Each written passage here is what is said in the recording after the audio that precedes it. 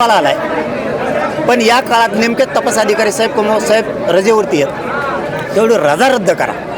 की नाही तुमच्यामुळं महादेव कुटुंबाला मिळालेला आहे. मला वाटतं त्यांनी ते तातडीनं मुख्यमंत्री साहेबांनी रजा कॅन्सल करून आज बहुतेक रुजू झालेत परळीत. प्रमाणपत्र मिळत नाही, आरक्षण जाहीर झालं तरी मिळतील, दम्मादम्माने जावं लागणार आहे. माझा समाज मोठा आहे आणि जळणाऱ्याची संख्या खूप आहे. समाजाने विश्वास ठेवावा.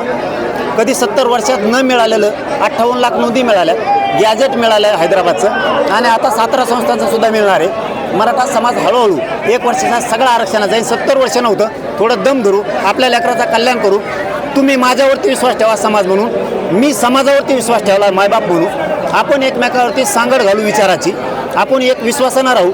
हे नातं जर आपण अतूट ठेवलं, तुम्ही माझ्यावरती विश्वास, मी तुमच्यावरती विश्वास, तर आपण आपल्या लेकराचं आयुष्याचं कल्याण करू. समाजाला दिसतं रोज PSI व्हायला लागलेत, रोज IPS व्हायला लागलेत, रोज पोलीस भरतीत चाललेत, लोक आरोग्य विभागात चाललेत, आपल्या पोरं तहसीलमध्ये चाललेत, सगळ्या क्षेत्रात चाललेत. आपण थोडंसं आता संयमानं घेऊ, टप्प्याटप्प्यात आपला समाजाचं लेकरं सुखी करू. आणि हे समाजाला पटलंय म्हणून आम्ही, समाजही शांत आहे, मी पण शांत आहे. हळूहळू महाराष्ट्रातला सगळा समाज तुम्हाला 1 वर्षात आरक्षण. जरंगे पाटलांची टीम आता राजकारणात येणार आहे का पुढच्या काळामध्ये? नाही, तेवढा नाद नाही आहे. मला जर असता तर विधानसभेला धुरळा वाजविला असता आम्ही. पण एक गोष्ट खरी आहे, मराठा आरक्षणाच्या विरोधात गेलेला 29ला गेला, 2029ला आता गेला.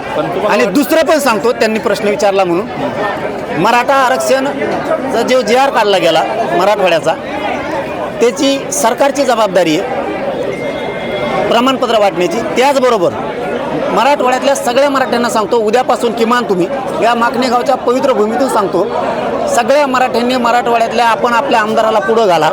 त्यांना विचारा, तुमच्या सरकारनं JR काढला आमच्या लेकरासाठी, मग प्रमाणपत्र का देत नाहीत? ही आमदाराची सुद्धा जबाबदारी आहे की सगळे प्रमाणपत्र काढून द्यायची. कारण JR त्यांच्या सरकारनं काढलं आहे, ते खुशाल आमदार घरी झोपायलेत.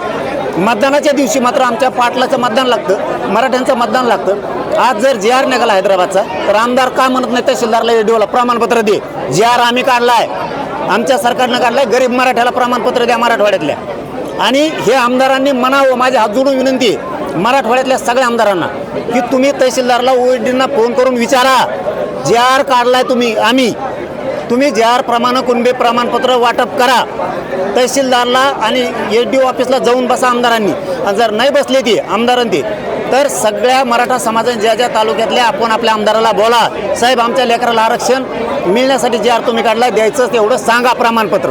हे सुद्धा सुरू करणं गरजेचं आहे. जे आमदार मराठवाड्यातला पुढे येणार नाही त्याला आम्ही 2029ला पाडल्याशिवाय सोडणार नाही. ही विनंती, तुम्हीच निवडून या, पण प्रमाणपत्र पण मग काढू लागा आमदार. त्याच्यामध्ये सगळं उल्लेख केलाय, मजूर केलाय, शेतमजूर केलाय, बटाली शेती करणारा असला तरी त्याला पण उल्लेख केलाय. JR मध्ये सगळं आहे. फक्त सगळ्या आमदारांनी आता गोरगरीब मराठ्यांना साथ देऊन त्यांनी प्रमाणपत्र काढण्यासाठी आमदारांनी मदत केली पाहिजे आणि लोकांनी सुद्धा आमदाराला बोललं पाहिजे आणि आमदारांनी मदत करावी. JR नुसार हैदराबादच्या प्रमाणपत्र देण्यासाठी तहसीलदार, ADO आणि कलेक्टरांना बोलावं. आणि जर बोलणार नसले तर तुम्हाला रोषाला सामोरं मराठा समाजाच्या जावं लागणार. चला, धन्यवाद. आता वेळ मागतोय समाजाला की मला 1 वर्षासाठी मोकळीक द्या, परंतु मिळायलाच तयार नाही. मी 19 फेब्रुवारीला हा विषय बोललेलो आहे. आजपर्यंत रोजच कार्यक्रम आहेत, त्याला खंडच पडत नाही आहे. म्हणजे समाजावरती समाजाचं माझं खूप प्रेम आहे आणि माझ्यावरती पण समाजाचं लय आहे. त्यामुळं हे नातं इतकं अतूट झालं आहे. समाजाला कळतं आहे कोण काम करणार आहे, कोण आपल्यासाठी काम करतो, कोण आपल्या लेकरा बाळासाठी झटतो आहे आणि कोण समाजाचं काम करणाऱ्यावर टीका करतं आहे आणि का कोणाची सुपारी घेऊन करतं हे समाजाला चांगलं कळतं आहे. त्यामुळे समाज बाजूलाच जाऊ देत नाही आहे मला 1 दिवसासाठी सुद्धा. मी प्रामाणिक सांगतो की मला संघटन नाही उभा करायचं, त्यांच्यासाठी यंत्रणा उभी करून द्यायची आहे. अडीअडचणी त्यांच्या लेकरा बाळाला कुठं आल्या, त्यांना आल्या. आयुष्य खूप मोठं आहे आणि याचा त्रास खूप आहे. दुनिया खूप आता बेकार निघाली. मुली शिकतात, मुलं शिकतात, ॲक्सिडेंट होतो, कुठं पडतं, दवाखान्यात जायला लागतं, पोलीस स्टेशनचे विषय आहेत, तहसीलचे विषय आहेत, अनेक विषय आहेत. मग गोरगरिबाच्या मदतीला कोण येणार? शेतीचे विषय आहेत, व्यापाराचे विषय आहेत, मालाला भावाचे विषय आहेत. कोणाचे जनावरं चोरीला जातात, कोणाची चोरी होती, डाके पडतात, विनाकारण त्रास दिला जातो, खोटे गुन्हे दाखल केले जातात. कुणी उधार नाही दिलं तर शिव्या दिल्या जातात, कुणाला उसने पैसे दिलेले असले ते वापस मागितले तर बुडविले जातात. कोणी शिक्षक असेल त्याला हप्ता मागितला जातो, कोणी पोलीस असेल आमचा कुणी आमचा तहसीलदार असेल, कुणी तलाठी असेल, कुणी व्यावसायिक असेल, कुणी व्यापारी असेल, कुणी आमच्या राजकारणातले सगळ्या पक्षातले मराठी असो दाबदडप केली जाते, खंडण्या मागितल्या जातात.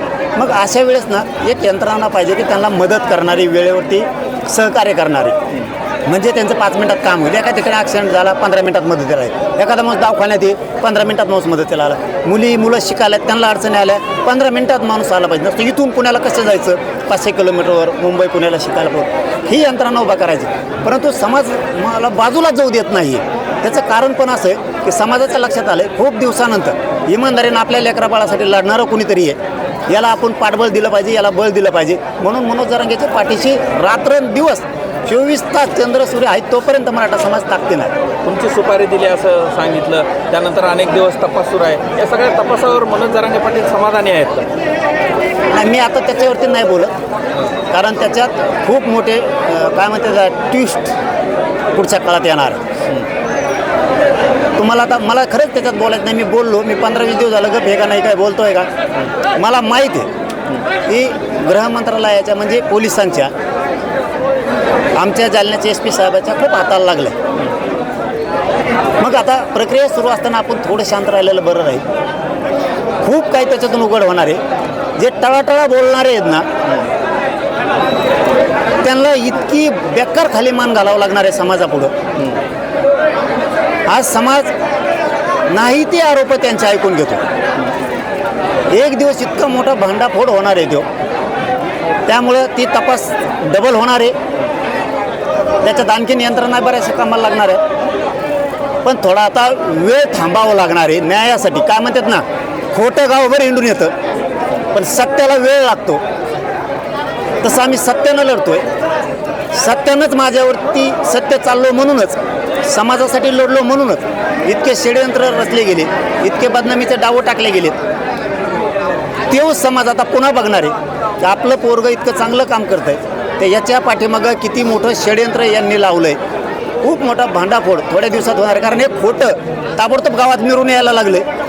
ती जुनी म्हणच आहे, खोटं गावाभर हिंडून येतं पण खऱ्याला वेळ लागतो. तसं आमचं जे सत्य आहे हे समाजाला काही दिवसांनी कळणार आहे की खूप काही या लोकांनी जरांगे पाटलाविषयी खोटे आरोप केलेत आणि त्यामुळे त्या खोट्या आरोपाचं मी उत्तर कुठंच देत नाही. एक ना एक दिवस उघडं पडणार. महादेव मुंडे प्रकरणामध्ये नार्कोटिक्स झालेली आहे. काही नावं कधी समोर येतील? मला वाटतं बहुतेक आज कुमार साहेब रुजू झालेत.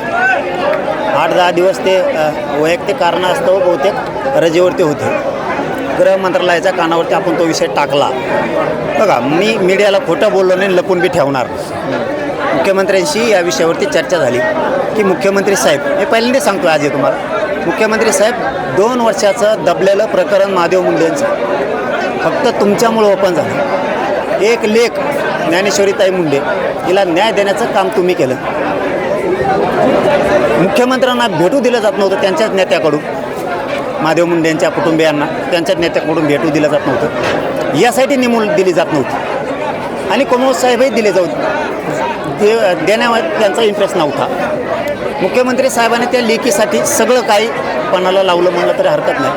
आणि आज तो तपास खूप चांगल्या प्रकारे हातात लागलेला आहे. फक्त मी आत्ता बोलणार नाही आहे, पण जे सांगितलं ते सत्य सांगितलं की रजा रद्द करण्यासाठी मुख्यमंत्री साहेबाला पुन्हा बोललो की साहेब तुम्हीच केलं आहे, चांगलं आहे सगळं. त्या लेकीला ज्ञानेश्वरीताईंचं कंपाळाचं कुंकू पुसलं.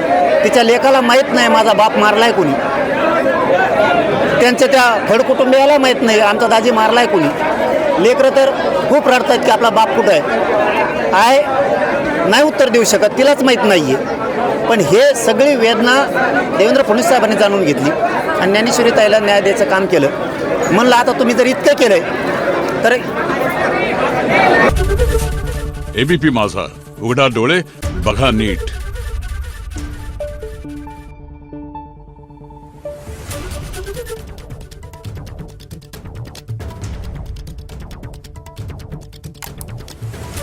Thank you.